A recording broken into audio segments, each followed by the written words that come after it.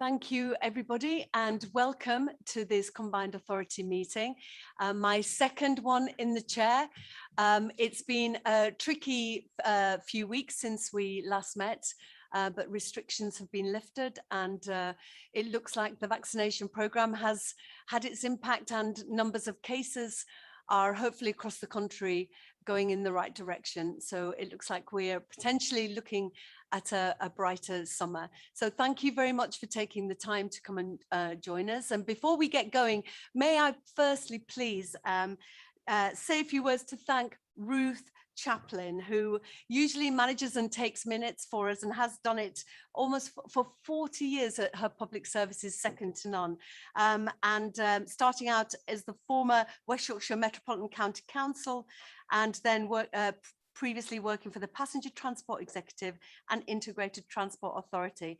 Her minutes are second to none, and I know that we will miss Ruth. I can't quite see her behind the pillar, but I do wish you the best retirement, Ruth, and I know that you've been overseeing Dominic, and we hopefully will have exemplary minutes as well going forward. So thank you very much for your kindness and your support for the CA. I think it deserves a round of applause, don't you?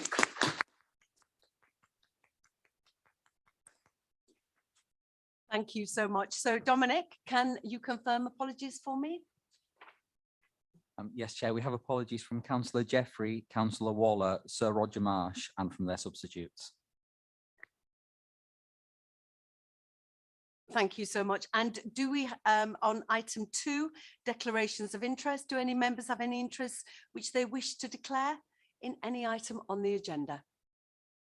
No, thank you. Moving forward to item 3, the exclusion of the press and the public. Officers have identified that item 8, appendix 1, contains exempt information. You may have seen that in your pack. Are we content to agree the recommendation that the information is exempt? Nods from the room, thank you. And so when we do get to that item, if any member does want to discuss it, and potentially you may want to, please do let me know. What I'll do is I'll bump that further down the agenda so that then we can take the necessary arrangements to exclude press and the public at that point. So thank you for that.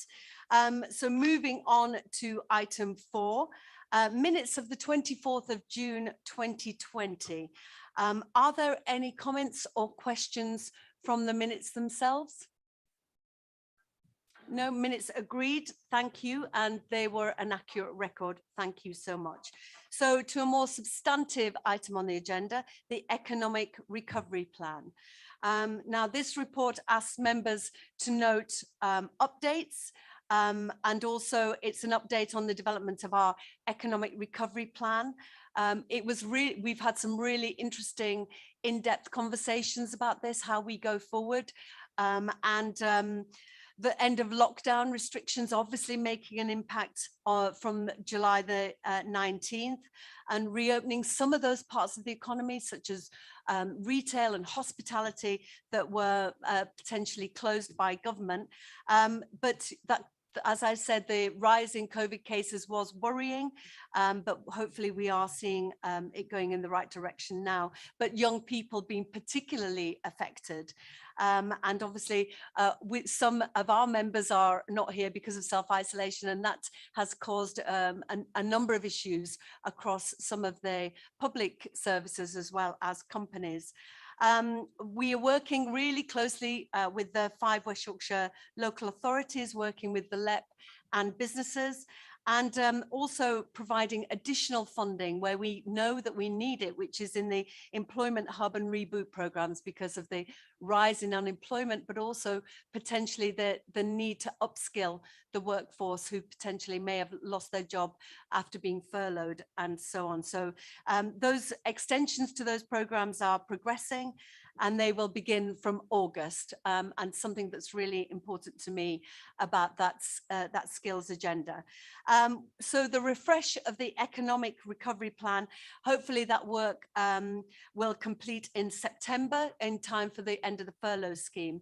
And the main revisions you'll see from the papers, producing a new central economic forecast to underpin that plan, putting the mayoral pledges, my 10 pledges, obviously 8 minus the police pledges, at the heart of that economic recovery plan, part of our interventions, focusing on delivery within our own resources, regional resources, and have a smaller targeted focus on areas where there could be also government co-investment. So having that fair and just and lasting recovery from COVID and for our region is really important.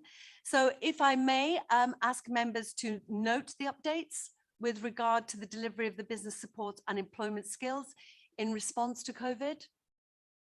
Notations, thank you so much. And also note the work to refresh the plan and the intention for the refresh plan to return to the CEA in September. And obviously you have an opportunity, you have the papers to have a look and see if there are things that you'd like to contribute. It's really important that we all together agree this plan. So please do feel free to feedback out of this meeting if you wish, the thoughts that you have for your communities. You know your communities very well, and you know their needs more closely potentially than I do. So do feel free to feedback on that plan. So we're happy to move on to the next agenda item. Fantastic. Thank you all so much. So moving on to the place narrative. Now, this is an important document that we mentioned in the last CA meeting that brings together spatial information about our region and our infrastructure priorities. It should help us as a piece of work and a piece of oversight of who we are and what are we made up of as a region and what our priorities are, to understand also the challenges and the opportunities that face our region, and make the region credible for communicating with partners as well. When we're reaching out to businesses and we're reaching out to government ministers, to have this piece of work is really helpful, and it has detail that provides that rich contextual information for many of my pledges. Now, this piece of work has been led by Councillor Swift. I don't know if you'd like to say a few words to that place narrative, Councillor? Right, oh, that's better. Forgotten how to use the technology. I do apologise. No, I think May, you've covered quite a lot of the background and importance to this. As you said, it's been discussed extensively through the place panel for over a year in developing, and you know, it's an attempt to make sense of the story of our region. I think particularly to help people understand how the different priorities connect, both the transport priorities and the infrastructure and the housing needs, but also to emphasise the way in which our very different communities connect. That West Yorkshire is not just a place that's about big cities, important those are, but it's about that rich combination of very different towns and communities. In one sense, it's quite a technical document, but it's intended to underpin and support bids and proposals for other developments and give context as we look to attract new investment and new jobs into the region. Obviously, it's something that will be updated as time goes on, and I guess will continue to be owned through the successor to the place panel under Councillor Jeffrey. Thank you. Thank you so much. And I do encourage everyone to have a look at it when it lands in your inbox. It's a really thorough, well-researched piece of work that really does celebrate the opportunities here in across West Yorkshire. So could I ask that yes. Sorry, are you taking questions on it? I'm very happy to take questions, of course. Yeah, can we just clarify who actually was on the place panel? Sort of looking through the website, there doesn't seem to be any mention of membership of it, so that could be shared outside of the meeting just to see what the cross-section involvement was on it. Yeah, I'm sure that could be done. I was underrepresented the combined authority chairing it, but then there were portfolio holders from each of the districts. I think also one or two other leaders were on. I think Councillor Hinchcliffe, you were on it for a time, weren't you? And then a cross section of private sector people, some of whom were members of the LEP, some of whom were appointed specifically to that. But yeah, I'm sure we could get an up-to-date list circulated. Thank you, Councillor Paulson. Are there any other questions on this item? Councillor Robinson. Thank you, Chair. I tried to access the online interactive document a few times and we weren't able to access it, which is a slight worry in terms of making this an interactive document and something that people can engage with. I wonder if it's possible for a short summary to be produced that could be shared with combined authority members that might be more useful for us to get a snapshot of what's going on and how this can impact our communities too. So looking to Alan or Ben on that one, but I'm sure that's possible. Yeah, we'll check the accessibility on it and see what needs to be circulated if there's a problem with the link. If there's a problem with the link, thanks for raising it. We'll try and fix it. Thank you. And certainly that interactive element is one of the exciting elements about it. So I'm sure the officers in this meeting will have noted that and go back and have another look. So thank you for those comments and thank you for accessing it as well and having a look. It's really appreciated. So are we happy to approve the place narrative? Yes, thank you so much. And approve future updates are delegated for the place narrative to the Place Regeneration and Housing Committee. That's okay. Thank you so much. So that's approved. Brilliant. So moving on to item 7, which is the housing pledge. As you know, we've had a number of discussions around this, that one of my manifesto pledges was to deliver 5,000 sustainable and affordable homes across the region. As you will all know, that this is also a challenge, but something we are determined to reach. And certainly working with local authorities across the region, I know that my commitment is shared by the leaders as well. This report in item 7 asks members to approve the Housing Revenue Fund through the assurance processes, which is obviously the essential tool to support delivery of this pledge. So affordable and sustainable is really important. We know that there's housing developments that are happening around that, but this is a particular pledge from me as the mayor, and certainly is the cornerstone for my commitment to enable our communities to thrive. When we talk about equality and inclusion, housing is absolutely fundamental. And as I've mentioned on a number of occasions, as someone who grew up in social housing, I do understand the value of that affordable home where you feel secure and your family can flourish. It's also about tackling the climate emergency. We need sustainable housing to make sure that we can hit our zero carbon target by 2038. That's going to be a challenge and a reach. So we must do all we can in these preceding years to make sure we hit that target. So doing the initial exercise, we have identified and estimated the delivery capacity for 8,276 affordable homes in the next 3 years. Obviously, this is a real stretch and it's about capacity to deliver, but it's also about strong partnerships working across the region to have that pipeline of affordable and deliverable housing schemes.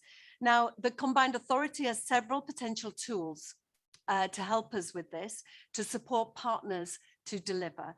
So we've discussed this at the last Combined Authority meeting, the Brownfield Housing Fund, which maximizes affordable homes across the programme, with 1,947 affordable homes currently expected to be delivered. Obviously, that's subject to planning, and that is currently what we have on the plate at the moment, but we hope to go further as well. So that's not just the ceiling, that's hopefully the floor. We will keep pressing on affordable homes. Also developing a shared regional housing investment pipeline with Homes England. Now there's been a change at the top of Homes England, so it's slightly delayed our opportunity to meet, but I'm still pressing for that meeting. It's really important our relationship with Homes England is strengthened. They are going to be an absolutely vital partner in us hitting this commitment. Also developing that relationship with local leaders and supporting them through the £3.2 million worth of housing revenue fund to increase regional and local capacity. So we know that there are sites that need more support to provide specialist technical advice to advance developments within that pipeline. So that this revenue fund is a really vital tool for the combined authorities inventory to test that deliverability of housing schemes. It's also critical using the fund to improve the understanding of the viability and design. Also to understand where capital funding is required to bring sites forward and address viability gaps. It's going to be a challenge, but I know we can do it. I know that this is a partnership between all of us for our communities to make sure that everybody that we represent has the opportunity to have a safe and warm and affordable home wherever they live. So I'd be interested to know if there are any questions on this item. Obviously, everyone has their own challenges in their community and an opportunity for a conversation if that's something that you would like to do now. Councillor Robinson. Thanks, Chair. Within the report, it mentions 2 new combined authority posts that are being created to deliver this. You've stressed the need for partnership working and working with the authorities. Why are we creating new posts when we have planning departments at the authorities that could be commissioned through regeneration teams to do this work and bring it forward? The second question is, are all the sites that have been identified brownfield sites? Thank you. I'll pass the posts question on to Ben. Thank you, Chair. The core reason for the additional posts is simply to have the capacity to take forward a programme of the size envisaged. The combined authorities' ability to coordinate needs people, and that's the focus here. I should say that as the fund gets going, the work is undertaken in close partnership with the teams that you've already outlined, and we're also expecting that funding will be going into those teams to further increase their capacity as well. I think the core issue here really is that to develop programs of this scale needs people with the right skill sets, and that's what we're beginning to get into place. Thank you. And regarding the brownfield sites, these are all working within local plans.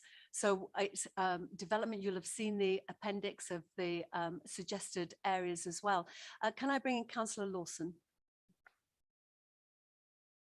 Thank you. Project is very welcome. The pledge is very welcome. Of course, it's going to bring a lot of affordable housing, hopefully online that isn't there at the moment. I haven't been privy to the conversations that have gone before. What I would be particularly interested in, though, is how we make sure that there's an equitable share of affordable housing across right across the piece.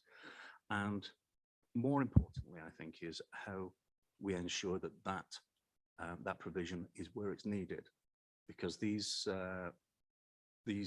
applications they come forward in a I'm struggling for the word here, a lumpy way.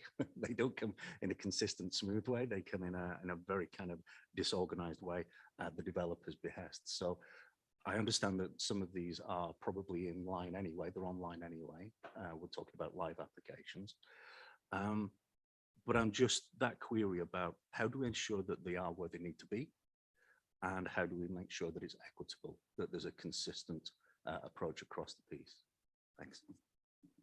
Well, your comments are noted, and they're comments that I shared about that where there need to be, it needs to be the right homes at the right price for the right community. There's absolutely no doubt about that. So your comments are noted. Thank you, Councillor Lawson. Councillor Pandor. Thank you, Mayor. Firstly, I really welcome this great news of developing 5,000 affordable homes. I think it's a really good opportunity that in your first few months you've set this great target. And in Kirklees, John will know that we've got a local plan, and part of our problem is we need to deliver them. And it's really great that you actually set in a partnership approach, and we will do whatever we can to deliver our share of the plan. Because you mentioned it, Mayor, that we need to actually address the underlying issues that have faced us for many, many years. Health is a massive issue, and one of the big priorities to actually address the major inequalities within health is to actually address the underlying determinants of health, and I think housing plays a massive role. And if you've got good quality housing, you have good quality education, employment skills, and all the rest of it flows from there. So it's really, really good news. In terms of the 2 posts, I think that's really welcome, but I think we need more, to be honest with you, because if we've got a big ambition, and with big ambitions, you've got to put the right resources. So, I think having 2 extra staff is a start, but I suspect that, that will not be enough. So I understand what my colleague was saying earlier on, because in our own local authority, and it's just a couple of days ago when I had the cabinet, one of my colleagues from the Conservative group did say that we need to actually put more resources in planning, because there is a big issue in terms of people coming forward with live applications, and we need the staff to actually do that. So hopefully the 2 staff that you're going to be employing will actually help us do that. And I think John made a really good point in terms of it needs to be equitable, and we will do whatever we can to make sure that that equitability is shared out. But once again, Mayor, 5,000 homes, we will do whatever we can to support you in delivering that. And let's hope we can exceed that target. So it's really great news. Thank you. Thank you for your support. And certainly my mission is, as we heard from the Prime Minister only last week, what levelling up means for the government. For me, it means levelling up that inequity across West Yorkshire. And I'm determined to do our own hard work, graft, to lead the way in levelling up across our community, because it can't be right that a boy born today in Ilkley lives 10 years longer than a boy born today in some other part of our community. We can do, we have in our power the opportunity here to change the destiny and the opportunities for the most disadvantaged in our community. And I think the partnership way of working is the way we will get things done. We don't have to wait for government to do this. We can do this ourselves and take the lead in this. And certainly working across the region with other mayors, etc. on, you may have seen the Fair Work Charter launch of the consultation this week. I am determined to do what we can to level up our own community so that everybody has the opportunity to flourish. Yes. Thank you. Just a couple of points. Obviously, each of the local authorities' local plans are at different stages. To bear that in mind. Can we just get, following on from what my colleague said, there will be no supporting greenbelt development as part of your housing target. Can we get clarification specifically on that point?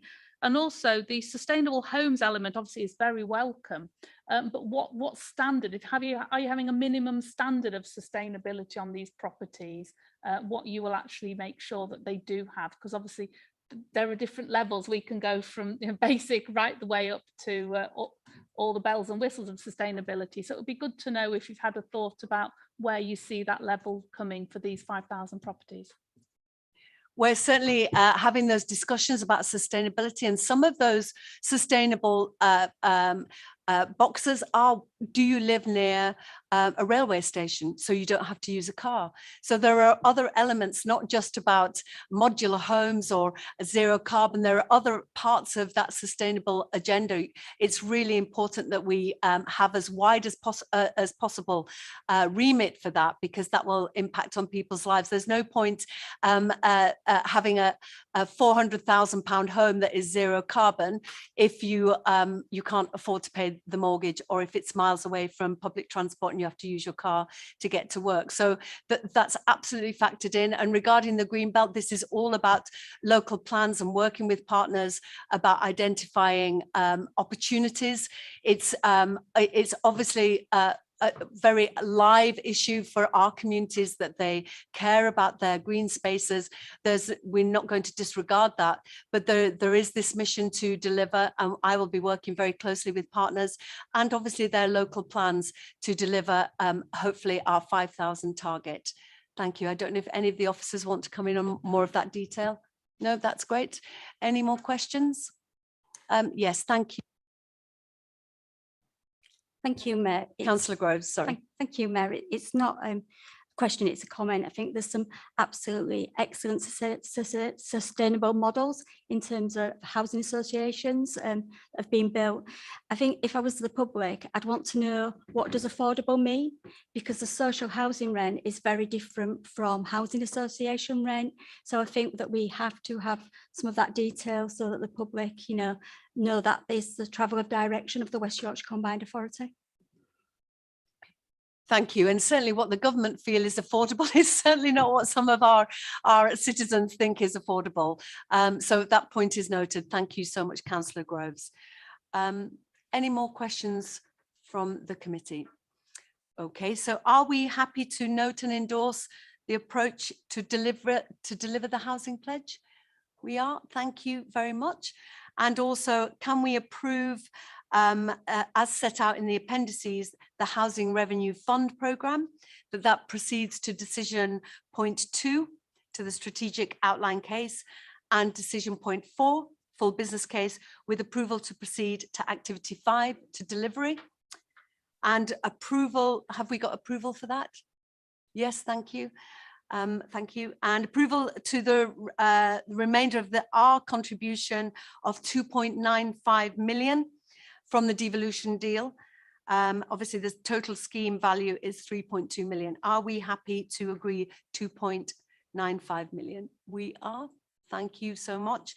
And allocation of that funding of 2.95 million for the individual work packages, that is delegated to the managing director. In approval? Great, thank you. And future approvals are made in accordance with the assurance pathway and the approval route outlined in Appendix 1 of this report. All approved. Thank you so much. Thank you for that, raising those questions around that pledge. It's really important that we work together, and I look forward to potentially coming and seeing some of your schemes across the region. So moving on to something that's actually associated with this, which is the item 8, the Brownfield Housing Fund programme. So as I mentioned before, Appendix 1 is exempt information. So if anybody wants to discuss that now, we can bump that to the end of the agenda. Please just raise your hand if you want to discuss any of that. As you know, the background to this is that we were allocated £66.7 million by government to build a minimum of 4,500 homes on brownfield land by 2025. As always, with government, these deadlines are incredibly tight and capacity to deliver is always challenging. So we're having to move at quite some speed. So I just want to thank the Combined Authority officers as well for the diligence and the hard work that they have put in to get us to this point. The criteria is set up by government, so we have to, fit within that criteria. We've outlined named projects that they've been identified that will support these challenging targets. It's so important to our region. We have brownfield sites all across our region that absolutely need this money, and they need this investment, and enable sustainable development as well by repurposing these brownfield patches, and helps us as well protect green spaces, as Councillor Poulsen was noting. When we build on brownfield, we are then obviously protecting green spaces from development. So coupled with the affordable homes that many of these projects will deliver, this also helps on inclusive growth that's part of the housing pledge. And let's not forget this building package will also be an opportunity for jobs and skills and training for our young people. We've worked incredibly hard trying to identify potential projects, and we're currently estimating that the fund could deliver 4,563 sustainable homes, which includes over 1,900 new affordable homes. So it'd be noted that government reserves the right, and this is an important point to know, that they have the right to withdraw all or part of the funding if the milestones and the targets are not met.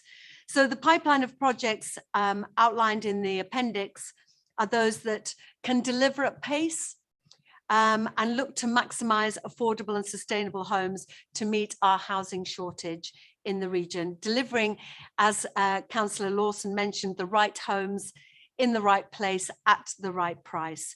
And this hopefully will be supported by the committee. Are there any comments about the Brownfield Fund? Councillor Lawson. Thank you, Matt. Again, welcome investment, a huge investment into the region, and long awaited. I'm from the authority that's in the west of West Yorkshire, very large historical manufacturing base, and lots of post-industrial Victorian sites that are quite heavily contaminated, that need rehabilitating and redeveloping. Having been on planning since I was elected in Kirklees, I have seen quite a number of occasions where the viability issue has been raised in terms of renegotiating affordable homes and 106 monies and community funds. I would have hoped, and I don't know whether this touches on the exempt papers, but I would have hoped that this money could facilitate maximising those affordable homes and that 106 money, so that the viability discussion is kind of removed from the table. I would have hoped that that was the case. Thank you, Councillor Lawson. I'll pass over to Melanie for this extra detail. Yeah, thanks, Chair. Yeah, we have a number of criteria that we look at when we score the schemes to go into the programme, and 60% of the scoring is based on the criteria that government set. And basically the primary criteria that they're looking for is evidence of market failure. So that is the number one thing that we're looking for in terms of the appraisal. We're also looking at deliverability. So when are the homes due to start? Is it in the right timescale? Are we confident that that's the right timescale that's been put forward? And also we're looking at planning status, and has an application been put in? Is it about to be put in? Has it been approved? So we're looking at that as well.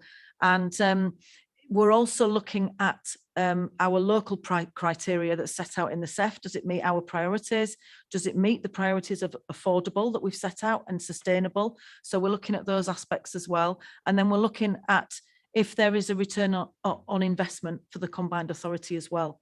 But the number one criteria is market viability gap, and that's what we're looking for. So if this is the private sector that's leading on a particular scheme, we are looking to see that there is a definite need to have public sector investment in that scheme. And that's all the criteria that we're looking at, but we do have a balanced approach to that. And obviously then the information that you see in the exempt annex are the schemes that then came out higher in the scoring on that one.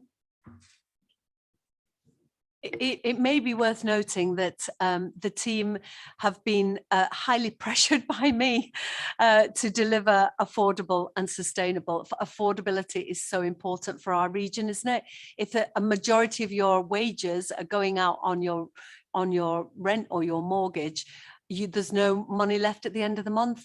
And that's why sadly, we have 1/3 of children across West Yorkshire living in poverty. And as Councillor Hinchcliffe reminded me earlier, in some areas of Bradford, it's nearly 50% of children living in poverty, potentially because too much has been spent on housing costs. It is something that is really important to me, and I hope that will reassure you, Councillor Lawson, that we definitely are in agreement on that, and that I have definitely pressed the team to make that a priority. Thank you. Councillor Matthew. You can say Matthew. Matthew, sorry. That's fine, don't worry. Just in reference to the last item and to understand this a bit further. So the mayoral pledge is 5,000 new sustainable homes. Am I correct in understanding that 4,500 of these will be on brownfield sites as identified in this document? Melanie, you're shaking your head, so I'm going to need some clarification. No, that you're right. No, not all of them will come from brownfield sites. So Melanie, this is why we need councils. This is why we're going to help councils help us deliver. Yeah, thank you, Chair. So the Brownfield Housing Fund will go some way to delivering the outputs in the housing pledge, but on its own, it will not be enough to meet the 5,000 homes. Hence the need for us all to work together to collectively meet the target that's in the housing pledge. At the moment, all the homes in Brownfield are obviously on brownfield land, and the majority of them are close to transport hubs. So that there's an element there where you would say sustainable homes. At least 1,900 of them at the moment look as if they will also be affordable homes. But as we work through the details of the business plan, we'll bring individual business plans forward for approval, and we'll identify exactly how many of those homes are affordable. But it will make a big contribution towards the housing pledge for sustainable homes and affordable. Councillor Robinson. That's useful clarification, that, you know, particularly mindful that sustainable is different to affordable, and that's apparent. Within this document, it says 4,500, circa 4,500 will be on brownfield land. So it's my understanding that 500 potentially, maybe more, maybe less, will be on greenfield or greenbelt land that would come forward to meet the pledge, and that would be involved working with the combined authorities to identify those sites. Melanie. Yeah, thank you, Chair. Additional sites that are outside of the Brownfield Housing Fund will need to be worked through with the local authorities and housing providers as well, so with other partners. So at this stage, we're not identifying additional sites outside of the Brownfield Housing Fund to meet the pledge. We'd be working with our partners to do that. So we'd be expecting local authorities to identify sites and also housing providers. Just as way of final comment on this, because I don't want to monopolise this agenda, then, you know, I would hope that authorities are coming forward with other brownfield sites to meet this agenda and aren't not coming forward with greenbelt sites to try and meet a sustainable housing agenda. Councillor Robinson, it's the brownfield funding. So it's absolutely specifically governmental instruction that it is those currently non-viable brownfield sites. For point of clarity, I welcome the 66 million. I think we all do, to bring forward brownfield sites. It's understanding how that fits with the mayoral pledge of 5,000 houses. It sounds like 4,500 will come forward on brownfield sites to be welcomed, sustainable houses. We will work to see how many are affordable. It's understanding where the other 500 are and where they will be placed. Councillor Pandor. Thank you, Mayor. Once again, I think this is really, really great news, and to hopefully answer Councillor Robinson's question in part, we are fully committed in Kirklees to deliver this. We've got a local plan in place, so we're ready.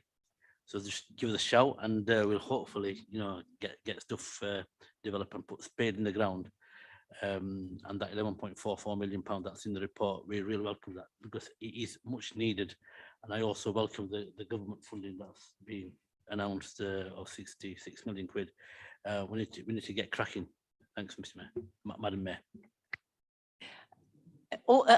It's all right. Also to mention that the local plans are approved and by government, so the government instructions that the local plans have to deliver this for government. So we are working to help government as well to deliver on their expectations of us. But this is a team effort. There's no doubt about it. But in order to deliver, we have to reach, and we are reaching as a community to make sure that there are more homes. Councillor Hinchcliffe. To say, I mean, we wouldn't have this if we weren't for a mayoral combined authority. So I think I'm just, delighted that we're able to have this conversation, even, to be quite honest. So it's just, yeah, it's, we work in partnership with government, but obviously we don't do things on our own. We have to fit in with government edicts, unfortunately. I mean, we have a mayor, which is great, devolve funding, but of course, I'm afraid that still does come with strings. So we have to jump through those hoops, and we'll do. But the fact that we've got it, I think, is a cause for celebration. So let's make the most out of what we've got. Thank you. That's a very positive point. And certainly it's about using that money wisely. We do have challenging delivery targets from government that have given us these opportunities, but we have to work at speed. So we're having to be pragmatic as well in order to deliver these mayoral pledges. But I'd like to thank all of you for those positive comments. I know that we really do have a combined mission to deliver. Okay, so are we happy to note that the work undertaken so far in the Brownfield Housing Fund programme has gone ahead? Happy, thank you. And can we endorse the sequencing of waves and associated projects in the Appendix 1? Happy, excellent. And can we approve future project approvals made in accordance with the assurance pathway and approval route outlined and approved by the Combined Authority? We approved that in September 2020, and also including at the next decision point through delegation to the Place Regeneration and Housing Committee, and at decision point 5 through a delegation to the Combined Authorities Managing Director, and then following a recommendation by the Combined Authorities Programme Appraisal Team. All happy with that process? Thank you so much. And finally, to ensure the programme progresses at pace, and this is to press again that if we don't hit these targets, we could potentially lose this money. Can we approve delegation to the Director of Delivery in consultation with the portfolio holder for Place Regeneration and Housing? And that will be reviewing and transfer of projects between project prioritisation waves detailed in Appendix 1, the acceptance of new projects onto the programme, and the transfer of projects which place greater risk on the programme back to the strategic housing pipeline for consideration as part of future investment programmes. So that's all about the processes of decision making. Everybody okay with that? Thank you so much. Really great. We seem to be absolutely powering through this meeting. I know that Councillor Lewis has a meeting with the Mayor of London, so maybe that's given me added intention to drive at speed. So moving on to item number 9, capital spending and project approvals. This report details the schemes recommended to the Combined Authority for progression through the assurance processes. I'm sure you're all aware of these schemes. They're recommended to progression through the process, and approval of funding is required from this meeting today for the British Library of the North, TCF Network Navigation, City Connect Phase 3 Canals, Leeds, Liverpool and Shipley, and City Connect Phase 3 Canals, Huddersfield Narrow Canal Phase 2 and Halifax Bus Station. If I may also mention that following the LEP recommendation to the CA, an additional approval that Calderdale Council retains future business rates income generated from Clifton Enterprise Zone up to March 2042 is also included in this report. I'll just pause there in case there are any questions or comments on that as we've got to it. Thank you. Councillor Poulsen. Thank you. Just on the City Connect, on the phase 3 on the canals scheme, it talks about linking settlements and towns together, and obviously we welcome the from the Bradford side, from the towpath up to Silsden to the West Yorkshire boundary. But can we sort of look maybe a little wider and work maybe with North Yorkshire in order to join the settlement up to Skipton, which is the natural next settlement along there? Obviously, a lot of residents don't suddenly stop at the boundary of West Yorkshire and not proceed any further. So that would be very useful if that can be looked at as well. Thank you, Councillor Paulson. My understanding that's already done, but Melanie, if you'd like to just clarify. Yeah, thank you, Chair. We are already working with North Yorkshire partners to extend that provision, but the funding that we have here is just for use within the West Yorkshire boundary. But we obviously, people don't see the boundary as you know, where the improvements would stop, and we are working with them already to ensure that that is continued. Yeah. That's team working across Yorkshire. You're absolutely right. It doesn't stop at that boundary. I have Councillor Lawson first, then Councillor Robinson. Thank you, Mayor. It's a detail thing. I'm just looking through the papers here, and I see on a couple of occasions that we've got screens operated by batteries. It just kind of like leapt out at me. I'm just wondering what's the thinking behind that, because it seems to be easier and easier now to power these things by solar panel, and if it's a solar battery, if it needs to be run at night, then that's fair enough. But I just wondered about the detail on that. I'm not just trying to prove I read the papers. I genuinely interested in that point. Thank you. That's always a good day at the office when you've read the papers for the meeting. So thank you, Councillor Lawson. And actually, thank you for all the work that you do on the green agenda, because it is really something that's important to me as well. I don't know if Dave wants to come in on the batteries. It is a step in the right direction. Let me tell you the state of some of our bus stops. Dave. Yeah, thank you. The problem we were seeking to address with these is to provide a real-time information at bus stops where there is no possibility of getting mains power to, and some of those are more remote locations. We did fairly extensive sort of evaluation of the different options, because even if you used solar power, and we did look at solar power quite a lot, you will still need a battery, because the solar power just tops a battery up. And to a certain extent, the addition of solar actually wasn't going to lengthen the battery age in any way. There are actually two batteries in these things, so that the battery life is fairly long. But happy to share the more technical detail with Councillor Lawson if you wish, because we asked ourselves that question quite rigorously. So we have been to look at that there. Councillor Lawson, you want to come back? Yes, just briefly. And thanks for the offer to actually send that information on. That's much appreciated. I'd like to have a look at that. What I would say is technology progresses all the time, and that when these systems come to the end of life, could we have a look again at those opportunities to have a look at something that's completely off-grid and self-sustaining?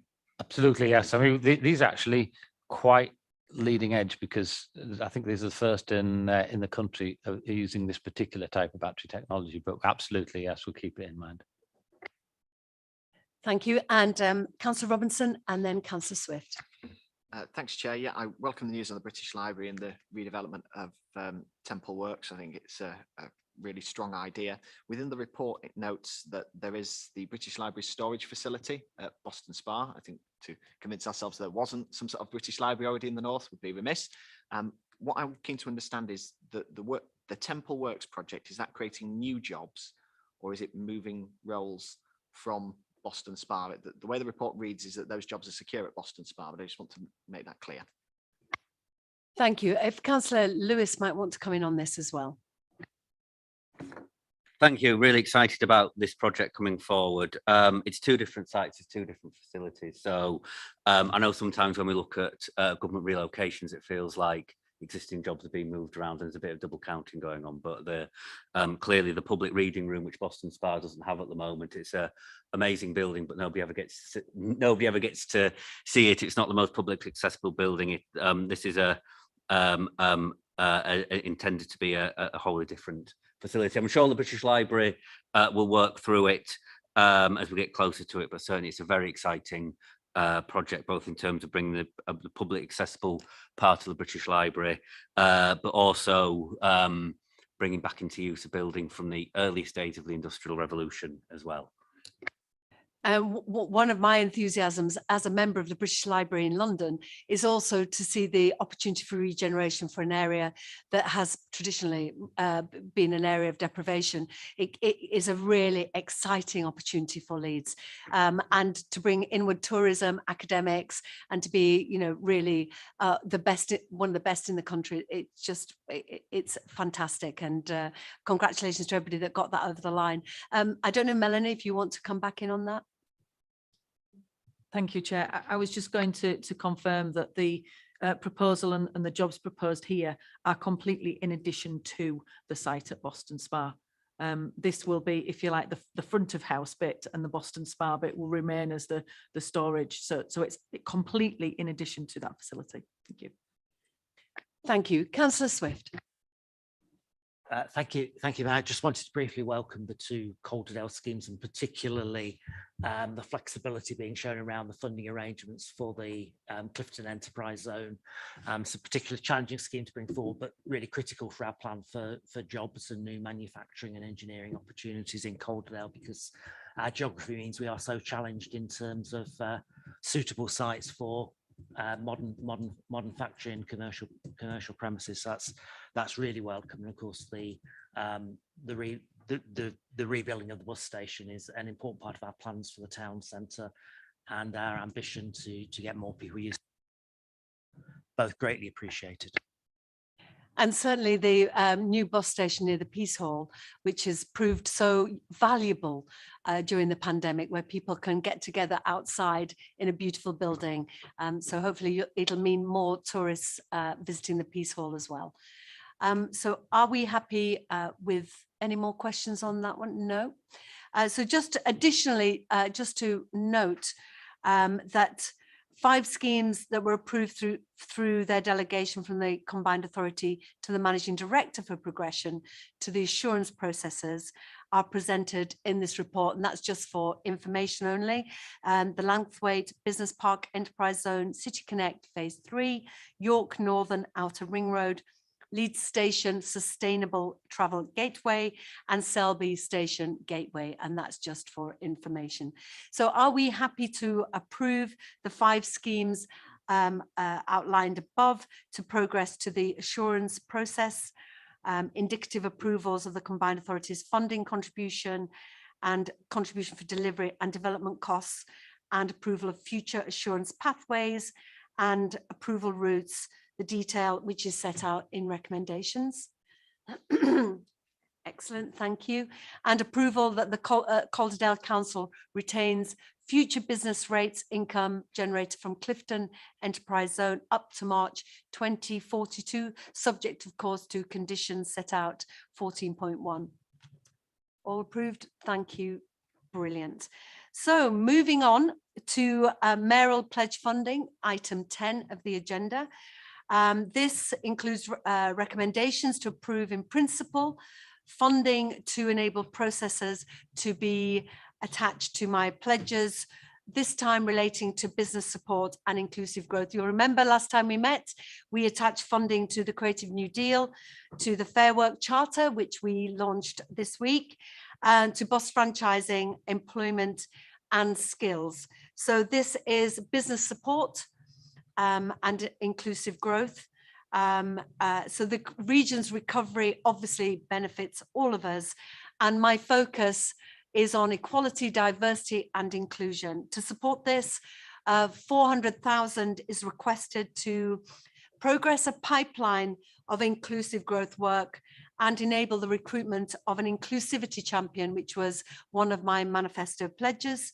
And we will develop with this money a new programme focusing on areas of intervention that complement, of course, there's great work happening across the region, but complement and build on that work, and seeing best practice and seeing what we can develop further. This is built on the inclusive growth framework and programme already developed under Councillor Pandor's leadership of the Inclusive Growth and Public Policy Partnership.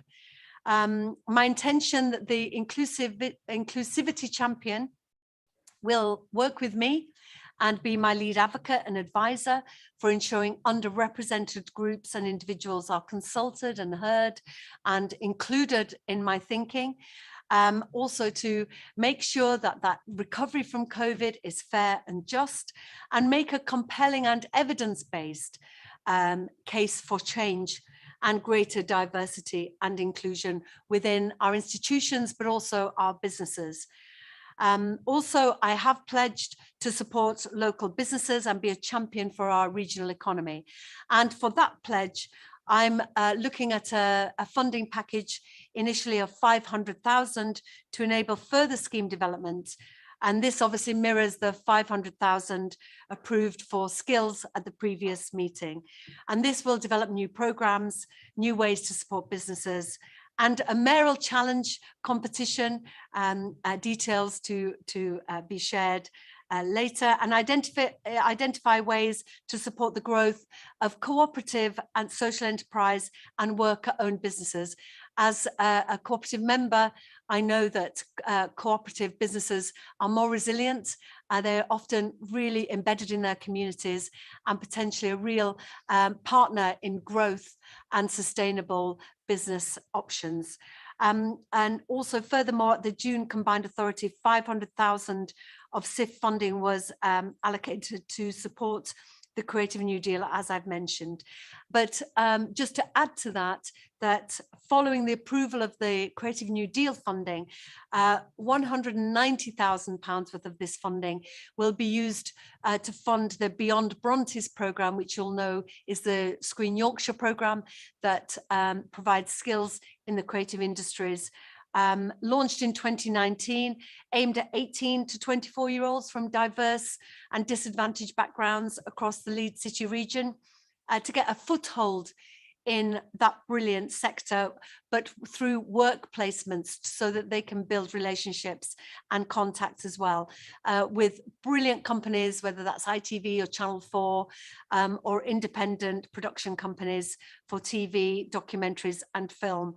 And also in this item, members requested, Councillor Galton's not here, but he requested a tracker to show how the gain share achieved through Devo was being allocated, and there's a table at Appendix 1 which shows the decisions taken so far. So I wonder if are there any questions relating to this additional funding, so that all 8 of my 10 manifesto pledges, that there are 2 police pledges, that if once this is approved, all 8 of those pledges will have had money and a direction of travel attached to them, so that we can start delivering on those manifesto pledges. Are there questions? Councillor Lawson. Thank you, Mayor. Inclusivity in business is a very, I think, probably going to be one of the most useful things that we have as we come out of COVID and back into the recovery. I think my question would be are you working towards some kind of benchmark, some kind of standardized, a kite mark almost of inclusivity? And if so, what would be the benefits of having that kind of benchmark? And what would be the consequences of not having that benchmark in your dealings with authorities and with WICA? I'll leave it there. Thank you, Mayor. Thank you. I'm glad you raised that, because the development of the Fair Work Charter that was launched this week is absolutely about that. It's about the businesses that we want to do business with and the businesses we want to promote and to celebrate, that inclusivity is, there are opportunities to do that, whether that's through the evidence of the gender pay gap or the diversity pay gap, or also socioeconomic measures, and also whether your supply chain, the minimum wage, the real living wage rather. These will be absolutely embedded in the Fair Work Charter. And so I'm hoping that businesses will be excited about being able to celebrate their good work, and we will be able to amplify that by doing business with them. So it's something that's really at the heart of that, but also at the heart of cooperatives and social enterprises as well, that they often are working in communities for their communities, and to expect a certain level of standard. And the way that they've done it in Greater Manchester and Liverpool City region are also helpful benchmarks, and they kindly came over to the launch with their advisors to help us really hit the ground running because of their template that's already in place. So a lot of that work for the Fair Work Charter will address that issue, but thank you for raising. Yes, please come back. Just briefly, it was the second half of that. The other side of the seesaw is the consequences of not doing that, and the reasonableness of applying any kind of sanction, even if it's just a preferential for the people who have engaged in that. So it's a worry at the back of my mind that if somebody is determined just because of their business model not to embark on this journey with us, how do we encourage those people? How do we get them in the room? Because the consequences they may not care about them, but they may still affect them. They may still claim that they affect them. So. Well, Councillor Lawson, there will always be businesses who want to pay below the minimum wage, who want to, increase their top line and their profit margin at the expense of the worker. That's not where I'm going to be celebrating best business practice. So it is about absolutely what you say about carrot and stick. Your question is, what is the stick? There is no legislation that gives me that mandate, but certainly I'm hoping that a lot of that carrot of working with the combined authority in that positive way will be something to really celebrate and bring more people into this project. Yes, Councillor Paulson. Thank you. Just some clarification on the inclusivity champion.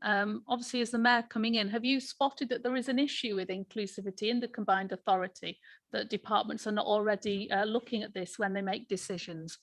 And will the person with the champion, will they be employed in a certain directorate of the combined authority under the managing director, or they be a political appointee in the mayor's office? Thank you for that question.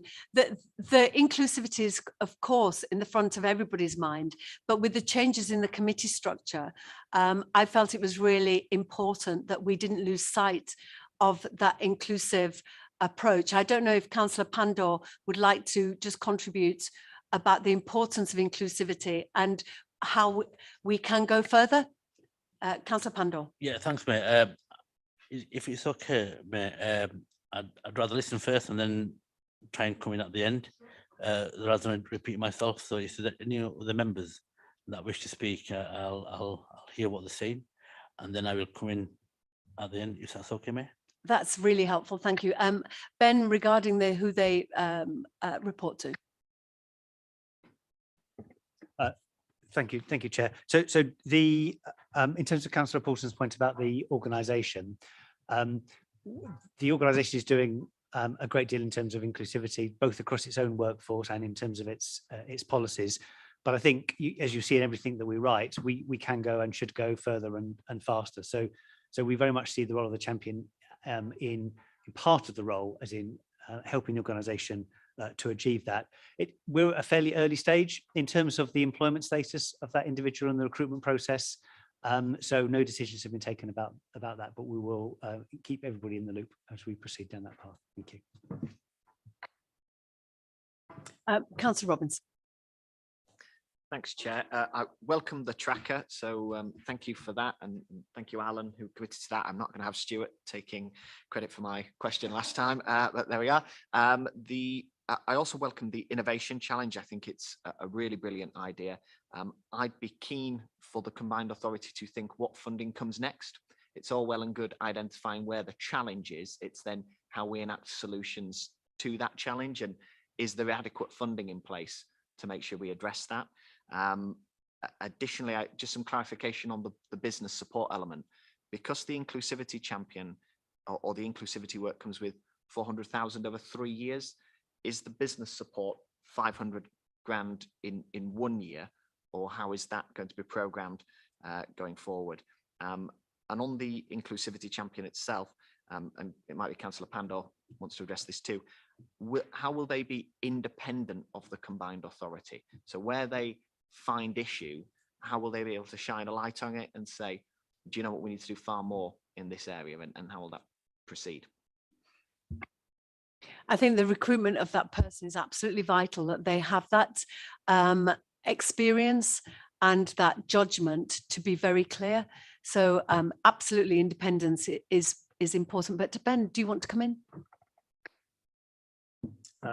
Thank you, Chair. So to your point, Councillor Robinson, on innovation, these funding allocations should be seen as developing a pipeline, and for the development of that pipeline, in order for further decisions to be taken by the combined authority for programme funding. So yes, there will definitely be follow-on funding where there are propositions that members of the combined authority want to take forward. As the Mayor has said, in terms of independence, we absolutely think that is critical to be able to challenge freely, and yeah, we'll be building that into the role profile. Sorry, Chair, how's the funding broken down, Ben, then? Because it's 400k over 3 years for the inclusivity work. How does it work for the business support? So I think that's shorter term. So the inclusivity work was set out over 3 years in order to give flexibility over the recruitment process. But we would expect the development funding, where it's about developing programs, to be undertaken over a shorter period of time. If I could add, though, that my commitment to inclusivity doesn't just last 1 year. So I wanted to actually put a line in the sand that this is for the whole term. They will be a vital and essential part of closing that disadvantage gap and doing that work with communities that are unheard. Being elected as the voice of the people, I want to be the voice for all the citizens of West Yorkshire.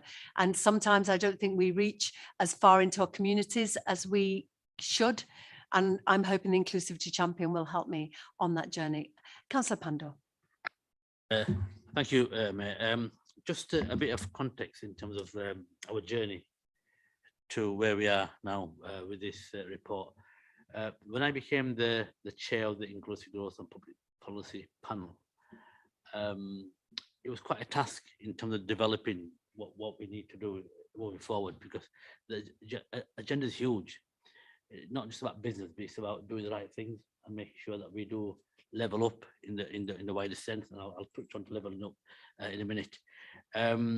We had a panel made of really good people, experts in their own field, who were fully committed to the inclusive growth agenda, and I had a real passion to actually make that difference. And this was done through a transparent process, select board. And I don't want to lose that. I really don't want to lose that, because there's a lot of energy and a lot of passion there. So we need to actually make sure that we also keep that in sight.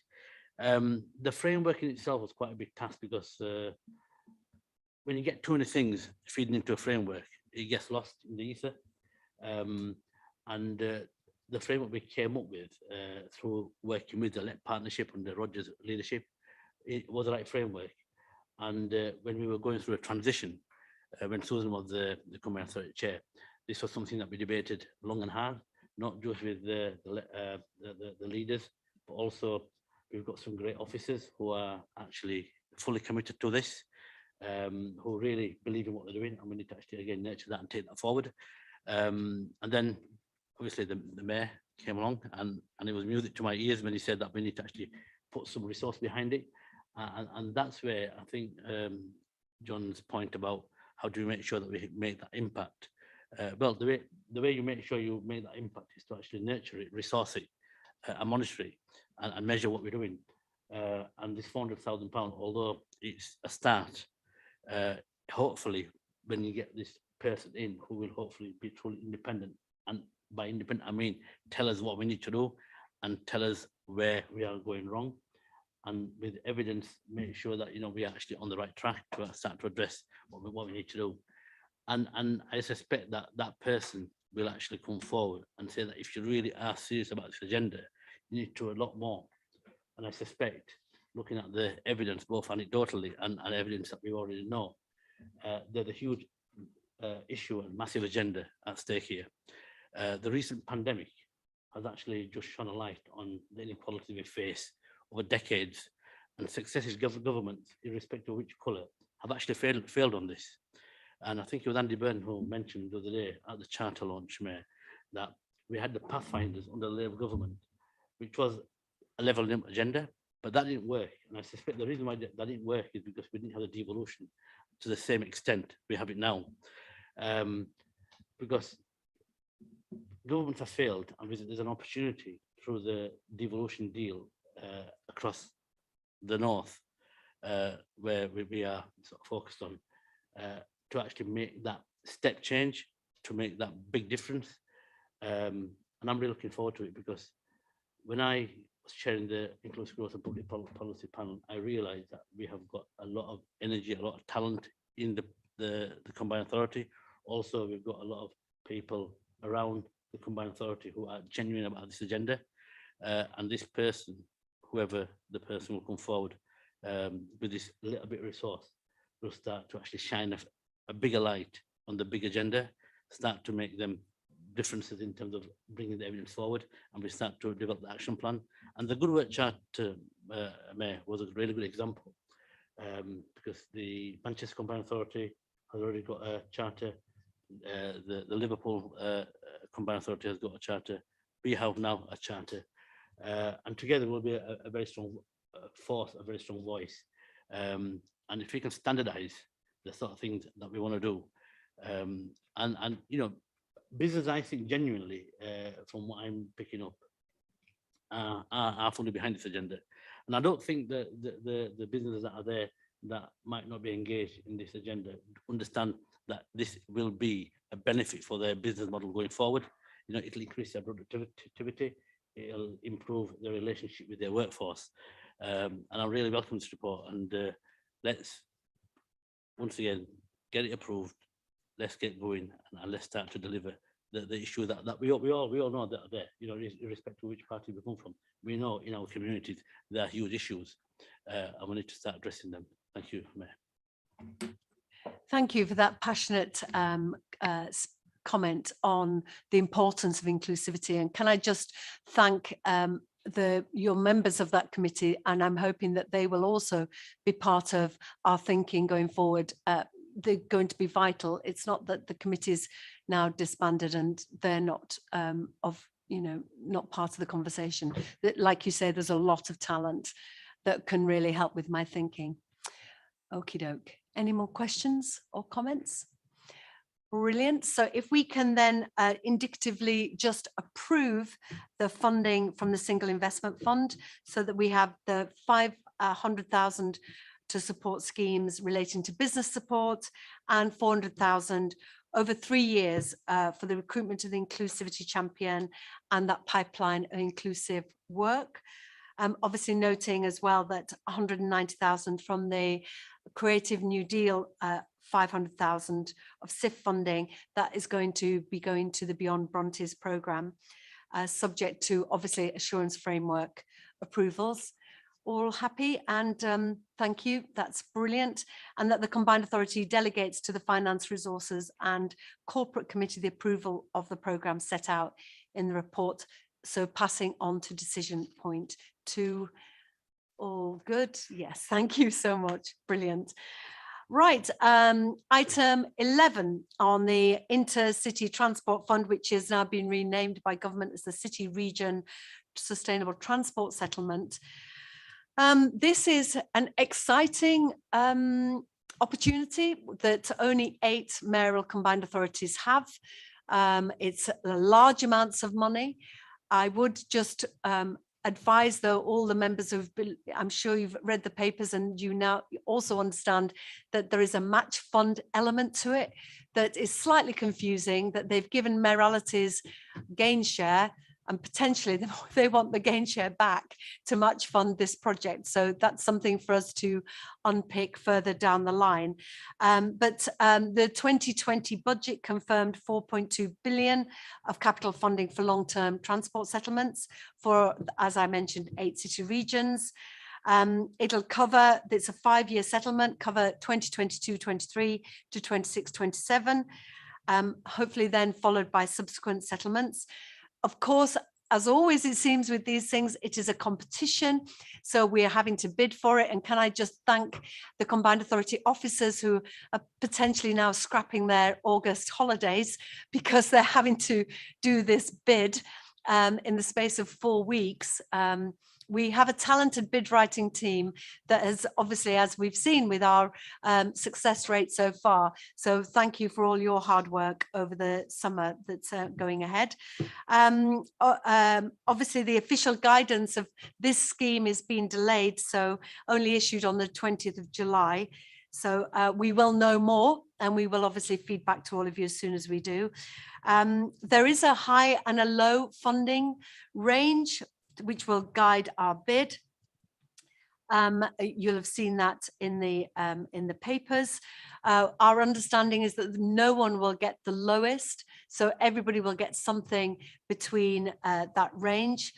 It's hopefully a real expectation of high quality, low carbon facilities to improve travel by public transport, bike and walking, to reduce dependency on the car, help more people from disadvantaged, excluded communities get improved access to jobs and training. Obviously, we have our connectivity plan, so we'll be using that as a basis in our mass transit vision. We want this funding to make a quick, substantial progress on the new mass transit network, and obviously to make a difference to our bus offer that we're already underway with. We have made a start working up the bid, and the partner councils have inputted, and we've had one-to-one discussions with leaders. The compressed timetable requires a bid submission by the end of August. So that, as I mentioned, because of its speed, it doesn't allow a return to the Combined Authority. So the recommendation is to delegate a decision on the detail of the final bid to the Managing Director in consultation with the Chair of the Transport Committee and myself. And also there is a smalling bidding opportunity around 10 million to invest in cycle facilities. And that, again, another tight deadline and a recommendation to delegate a decision on the final bid, if possible. So if I could ask the Chair of the Transport Committee to maybe make some comments on this. Thank you so much, Councillor Hinchcliffe. Thank you, Mayor. And I think, as you say, this is a really exciting opportunity. And for this, devolution was so important. We wouldn't be sitting here now having this conversation about all these millions, tens and hundreds of millions of pounds if we didn't have devolution. That's really great opportunity. We've long said in this region that intercity connectivity is very important for us, but also intra-city connectivity. We just don't have that between each other, and that holds us back as an economy. If we could get more quickly to Wakefield, Huddersfield, Bradford, Halifax, everywhere, then actually our economy would propel forward at a much greater rate. Now, obviously, this takes time to do, doesn't it? And this is long horizons that we were looking at, but it is major infrastructure we're putting in place that we've never had before. And I think, from a politician's point of view, this is the kind of thing you want to come into politics to do, isn't it? To make a real lasting difference to people's lives, to the economy, to people's opportunities. Councillor Pandor talking about inclusive growth. That's also part of this, actually, making sure that people can get to the jobs that they need. And so I'm really, excited about the opportunity here. I do have reservations, as you say, because the 4.2 billion is a great price tag. And now we hear that actually we got to have some match funding in there. Does that mean they're just going to go to the rich areas then? And then that's a real missed opportunity, because this is all about inclusive growth from my point of view. And if you have to have a beauty contest where the higher bidder, and is that always going to be a rich area in the south gets it, then that's really going to undermine everything that we've got a vision for here and everything that devolution stands for as well. So we really do have to, stand up and challenge that if that's what's going to happen, and make sure that you know, there is an even playing field here for this competition, and it's not about the richer areas putting money in and getting the biggest pot of cash from government. That's just not what this should be about. So I think all of us are probably, you know, as northern leaders, as northern politicians, we're probably all behind that agenda regardless of politics, and backing you to the hilt on that, Mayor. I think Councillor Groves obviously has been very much in the detail of this. I'd welcome Councillor Groves coming in, just saying where we go from here in terms of next steps. Thank you. Councillor Groves. Thank you, Councillor Hinchcliffe and Mayor Brady. In terms of, I'm disappointed about the 15% contribution if we have to recycle funding that has already been pledged to other schemes across West Yorkshire. In terms of, we are ready. We have got all the plans. We've got our connectivity strategy. We've got plans for bus. We've got plans for tram. We've got plans for cycling and walking. I would say the paper says about levelling up. Actually, there are mayoral authorities who have had significant amounts of money and do have tram systems. For me, it's about us catching up, and I do hope that every politician in the room will back this bid, and I hope that actually we come out at the 920 mark rather than in the middle in terms of funding, because I don't think it'll stop there. If we've got to wait another then 5 years for the next round of money, we're probably going to have to drive our own destiny, and I don't know whether that is something we've discussed through the Transport Fund with Sir Roger Marsh around, would it be, you know, borrowing, would it be investment? But we can't wait another 10 years. The people of West Yorkshire can't wait another 10 years for these types of settlements. We have to move now. The team have done a phenomenal amount of work, and they will be continuing throughout August, so I too thank them for that. But also the thing that I think we've got in West Yorkshire are decarbonising pathways, which Noel Collins has been working on, and the decarbonising transport is also there. So we're ready to go. We just need the funding, but we do need that higher scenario if we're going to move forward. So I'll leave it there. Thank you. And can I also commend you for the work that you've done with Councillor Hinchcliffe leading on this subject. And I really do concur with your need for urgency to get spades in the ground. We've had dozens and dozens of announcements, haven't we, from government on money and packages. I think it's 60 announcements of funding. Still, we have yet to get that spade in the ground, but this is our opportunity. But if I could also just mention within this bid, there's the social prescribing opportunity, but also mini Hollands. So it's about cycling and active travel as well. So we will be bidding for every opportunity to get money into our region. And social prescribing is something I'm a passionate advocate for, that you potentially go to your doctor and be advised to buy a bicycle rather than take a prescription. I think is something that has seen to be working across the country, and the NHS and primary care networks have got some really great data about how that can change people's lives. So that's also a good steer from the government on that. So Councillor Lawson.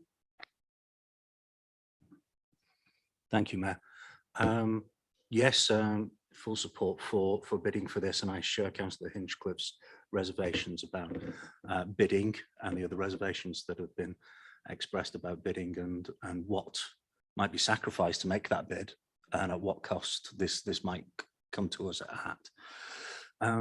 I think as this work is developed, and should we be successful in the bid, I think it's just worth recognising that the geographies, the different geographies across the region, any word that's got the word valley in it, Councillor Swift will attest to this, has certain restrictions in terms of what's available to us. So road widths, things like that, will limit whatever kind of spending we get to a geography, and it will exclude certain geographies. So I think possibly just having a mind to that and having that as an item for the working group that goes forward with this is probably really valuable. Thank you. Thank you for that suggestion, and noted. Councillor Poulsen. Yeah, can I just ask, obviously with the timescales being so tight on this, can we just have details emailed to us once the bid goes in? Yeah. Of course, yes, of course. Any further comments? Okay, thank you so much. So if I could ask for agreement to submit the bid to City Region Sustainable Transport Settlement 2023, 2022, 23, 26, 27, obviously based on the delivery of the West Yorkshire Connectivity Infrastructure Plan, delegating the decision on the detail of the final bid to the Managing Director in consultation with the Mayor and the Chair of the Transport Committee, and also to note a revision to the recommendation 10.4 to agree to submit a bid for Active Travel Fund Local Authority Capital Funding for 21-22, delegating the decision on the detail of the final bid to the Managing Director in consultation with the Mayor and the Chair of the Transport Committee's Active Travel Members Working Group. All happy with those recommendations? Thank you so much. Brilliant. Moving on to the governance arrangements. This is to approve some of the outstanding nominations from the last meeting. You'll remember there are a couple of seats unfilled on committees, and changes to the revised scrutiny nominations, and to approve the recommendation of the LEP board to extend the term of office of a business investment panel member. You'll see it's going to be extended for another year. Also, since the publication of the papers, just to let you know, York Council have notified us of a change to their nomination to the Employment and Skills Committee, which we're asked to approve. Also ask that we approve minor amendments to the officer delegation scheme, which will allow the head of legal and governance to approve changes to committee membership requested by partner councils received during the year. And amendments to the scheme also reflect some minor changes as a result of the restructuring of the committees. So I'll just rattle through them, if I may. To approve the appointment of members to the Culture, Arts and Creative Industries Committee, Councillor Michael Graham from Wakefield, Councillor Darrell Smalley from York. To approve changes to appointments, Councillor David Green to replace Councillor Joanna Dodds on the Transport Scrutiny Committee. Councillor Swift. I'm sorry, I just noticed on the paper we agreed some changes to the Calderdale membership at the full council last week as well, which looks as if they've not got communicated through. So can we add those to them? Will that be okay? Caroline?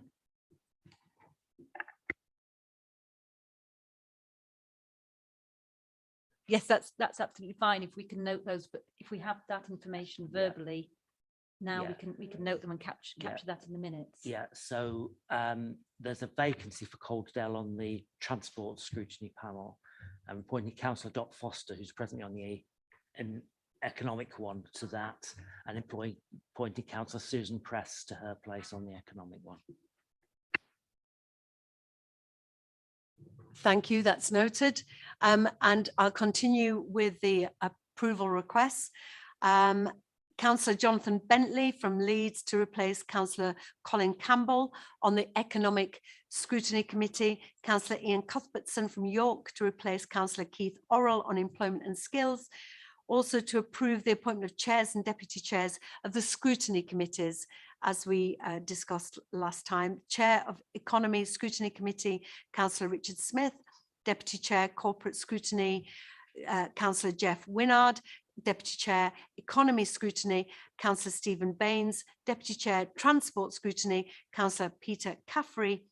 And also to approve the recommendation of the LEP board to extend the term of office of Colin Glass on the Business Investment Panel for a further 1 year to the 26th of September 2022. And finally, to approve amendments to the officer delegation scheme as set out in the appendix number 2, and to approve appointments to the Rail North Committee of Councillor Susan Hinchcliffe as member representative and myself as substitute. So all happy for those changes? Yes, great stuff. Thank you so much. Wonderful, nearly 90 minutes in. So I think we've been very economic with our timing. Finally, for item 13, our minutes will be collated and distributed. Thank you, Dominic. You're on top of it all, so you looked very efficient there in the corner. So thanks everybody for coming today and for contributing a great conversation as well around some of the item. And also just to remind everyone the date of the next meeting, the 9th of September. And can I wish everyone a restful summer? And could I encourage you all to please take a break, because we're going to have quite an intense and exciting autumn ahead. So thank you all for coming, and have a good afternoon. Thank you.